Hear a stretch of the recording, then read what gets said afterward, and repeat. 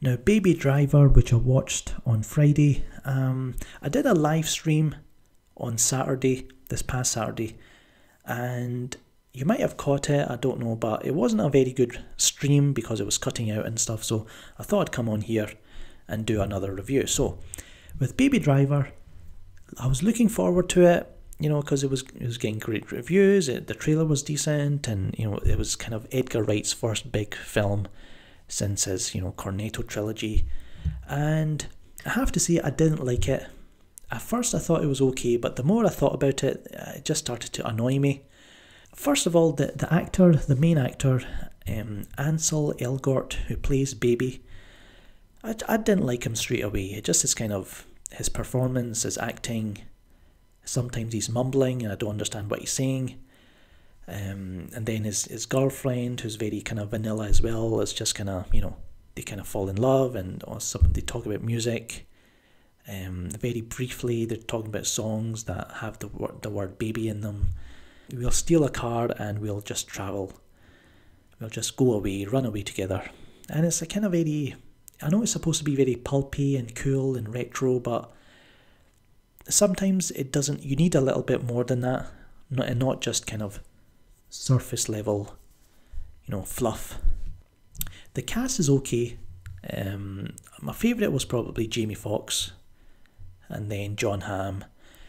And Jamie Foxx, I thought was probably the best. He had probably the best lines, the best performance, and then he dies.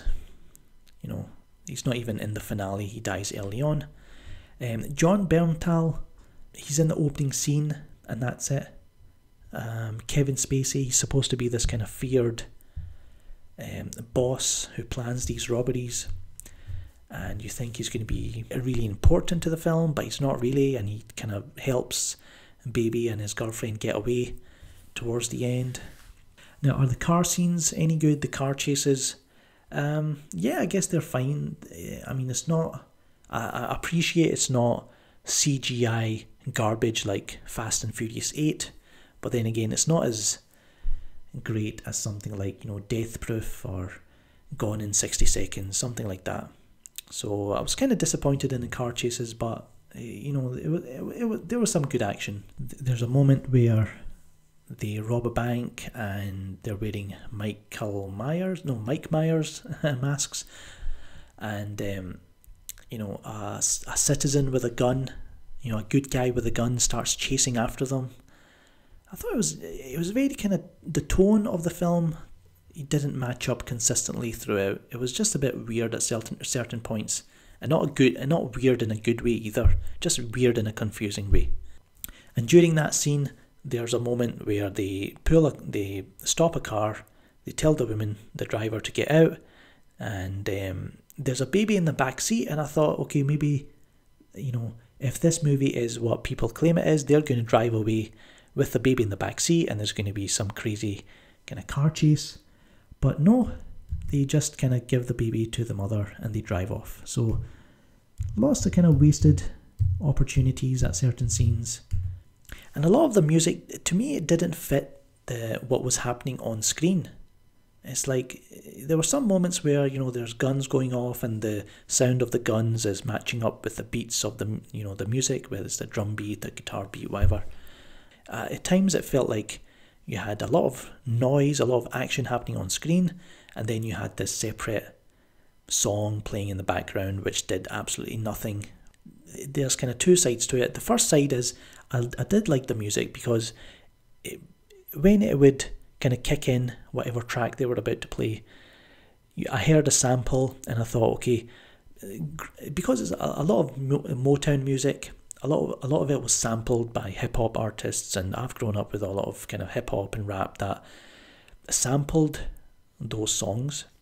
And when I heard that sample, when I heard these samples in the movie, I thought, okay, are they going to play that kind of that hip-hop song, or what are they going to do? But they go back to the original, so all these songs are the classic original, so that was kind of cool. But at the same time, you've got this main actor, this main character, Baby. You see a flashback where he's been given an iPod. Okay, so this must have been in around about the 90s. you would expect him to be listening to some kind of 90s music, you know, instead of all this kind of classic Motown. And I can understand that's the kind of style that the director's gone for, that kind of music. But, I think they kind of tried to explain it by having his foster, because Baby's parents died in a car accident.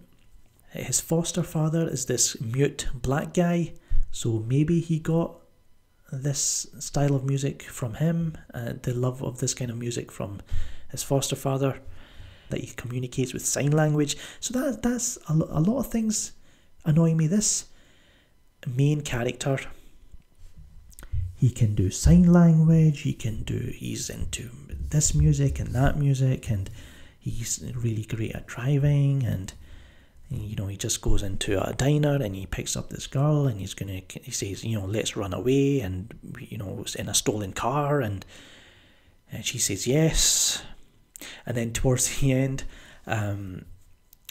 he says to his, you know, foster father, "Don't worry, I'm not gonna let anyone hurt you." And then he just drops off this old man at the care home, old people's home. "See you later, bye." Then right at the end, when he's getting sentenced, he's been caught, he's being sentenced for all these robberies and stuff, you get all these witnesses, you know, talking up his character, you know, defending his character. "Oh, he robbed me, he stole my car, but he gave my handbag back to me. He was so sweet." And all this shit. I was like, what is this white boy fantasy nonsense? It's garbage. And then he comes out of prison, I think it's like 5 years. He must have got out early, and that's how the movie ends. And I thought, what is this crap? So just like you get these mainstream Bollywood films, you know, where, you know, it's like brown boy, fuck boy, fantasy bullshit. This is kind of the mirror image of, you know, it's Hollywood white boy fantasy bullshit. So I think a lot of critics and journalists, they're like, you know, support this original film, The Lost City of Z or The Cure for Wellness. You know, why was that not a good time to support original films, and, you know, you're supporting this instead?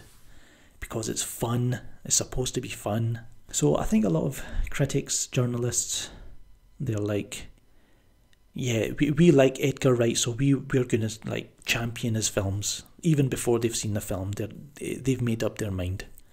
I think that's what's happened here as well. You cannot make a whole film out of an idea that Edgar Wright had for a music video or some shit like that. And he's just kind of stretched it out into a movie.